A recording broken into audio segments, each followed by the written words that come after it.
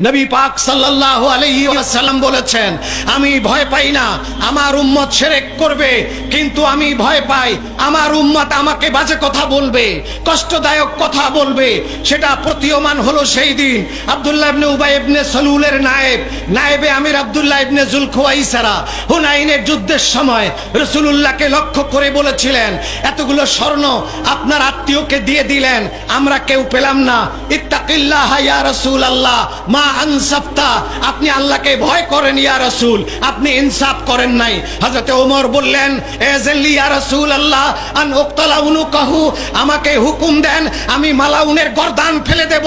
আল্লাহর নবী বললেন, ওমর ওর দিক তাকায় দেখো, গর্দান ফেলে দেওয়া লাগবে না, আমি ভবিষ্যৎবাণী করছি এই লোকের গোষ্ঠী কিয়ামত পর্যন্ত পৃথিবীর রন্ধ্রে রন্ধ্রে যাবে, চিটাগঙ্গ তার থেকে বাদ থাকবে না।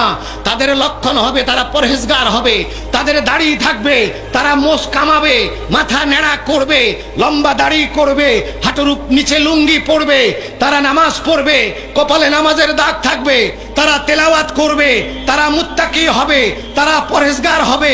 তারে পরহেজগারির কাছে ওমর তোমার পরহেজগারি তুচ্ছ, তারা এতই বড় পরহেজগার হবে কিন্তু ইসলাম তাদের গলার নিচে যাবে না, ইসলাম তাদের ঠোঁটে গলার নিচে যাবে না।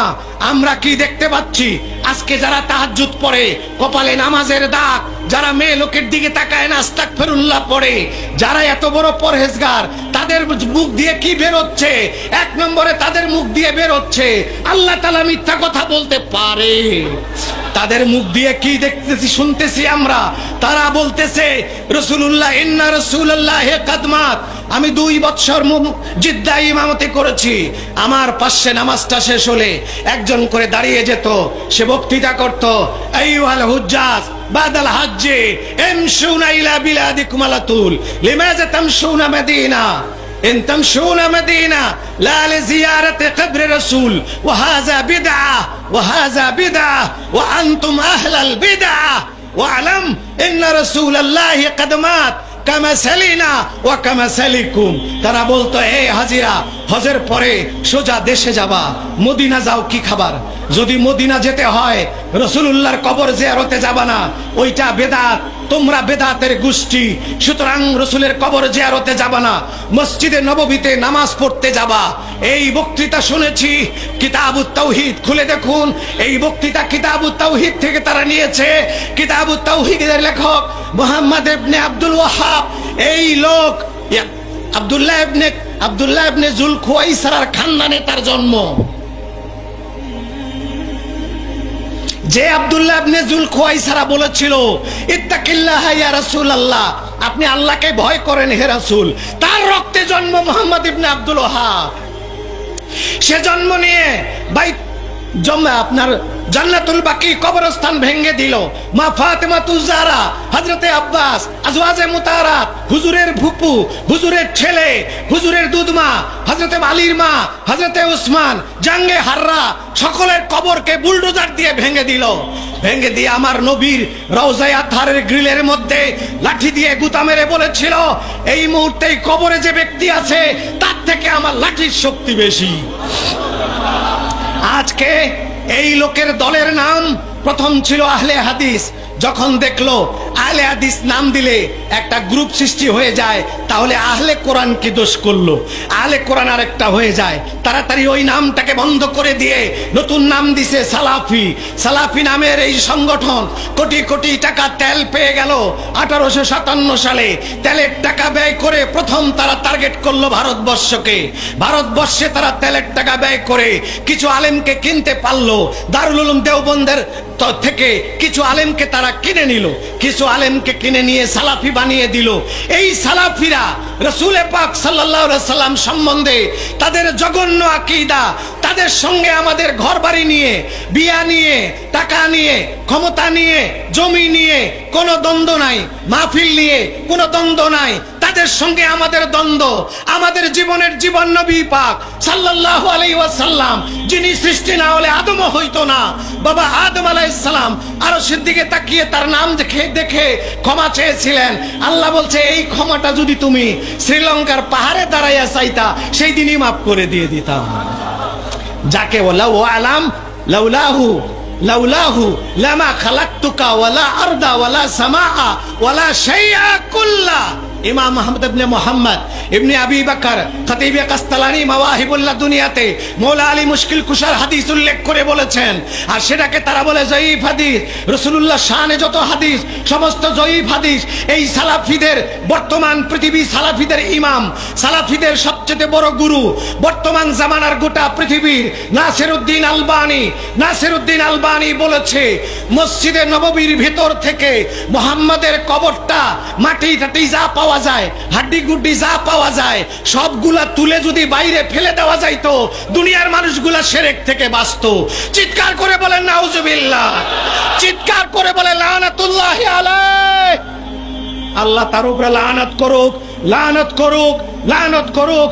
আল্লাহ বলেছেন ইন্নাল্লাযীনা ইউযুনাল্লাহ, তাদের উপরে লানত করা আল্লাহর সুন্নাত। আল্লাহ বলেছেন ইন্নাল্লাযীনা ইউযুনাল্লাহ ওয়া রাসূলাহু লানাহুমুল্লাহু ফিদ দুনিয়া ওয়াল আখিরাতে। আমার নবীকে যারা কষ্ট দিল আমি আল্লাহ নিজে তার উপরে দুনিয়া এবং আখিরাতে লানত করি। যার উপরে লানত হয় তাকে মালাউন বলা হয়।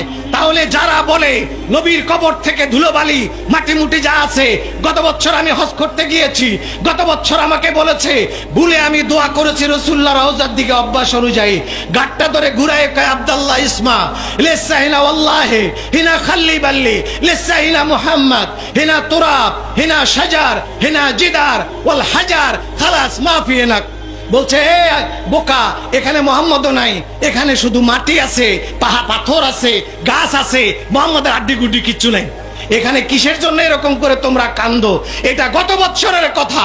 যদি আজও তাদের এই আকীদা থেকে থাকে, এই আলবানী সে তার এই আকীদা যে রাসূলুল্লাহ রওজা তুলে ফেলে দিতে হবে, এই আকীদা যারা পোষণ করতে পারে, গোলামানে মোস্তফা জীবনে একবার নয় 100 বার জীবন দিতে পারি, কিন্তু রাসূলের বেয়াদব দুশমনদের সঙ্গে আমরা কোনোদিন হাসি মুখে কথা বলতে পারবো না। বাংলাদেশে এই সালাফিদের দালাল যারা, তারা বাংলাদেশে মাদ্রাসার নাম দিয়ে লম্বা দাড়ি লম্বা জামা, তাদের আমল আমাদের থেকে অনেক বেশি হতে পারে, কিন্তু আল্লাহর নবী বলেছেন তাদের ভিতরে যে জন্ডিস হয়েছে ইমানে, সেই জন্ডিসের নাক দিয়ে আমি নবীর খুশবু তারা পায় না। তাদের কাছে সব বেদাত ভালো লাগে।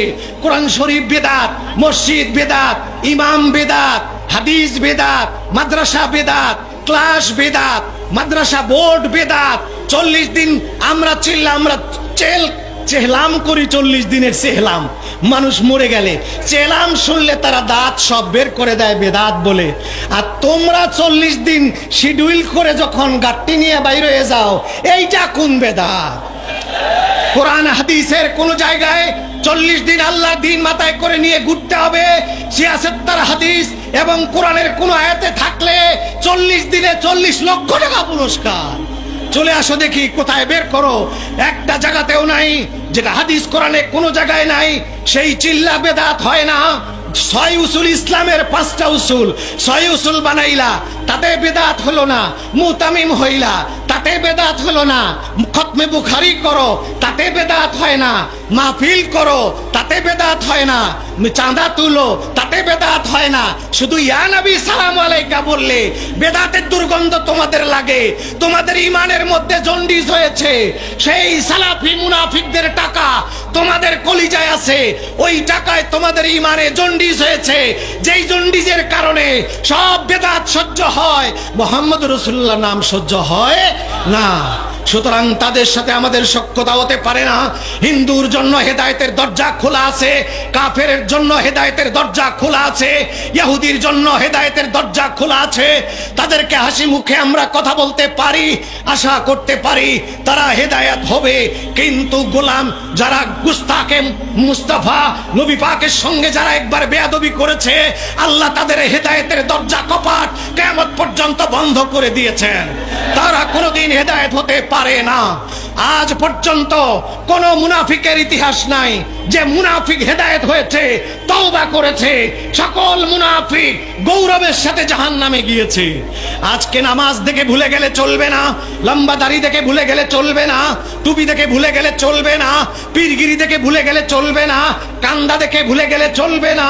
আর একটা জিনিস মনে রাখতে হবে, দাড়ি, টুপি, পাগড়ি, তাহাজ্জুদ যতই থাক না কেন, ইশকে রাসূল আর রাসূলের আদব যদি কলিজায় না থাকে, খোদার কসম মরার আগে মালাউন বেঈমান হয়ে মারা যাবে।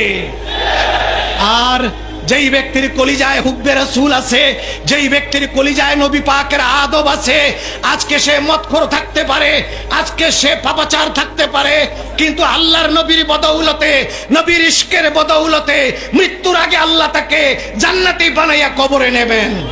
লক্ষ লক্ষ প্রমাণ পৃথিবীতে রয়ে গেছে।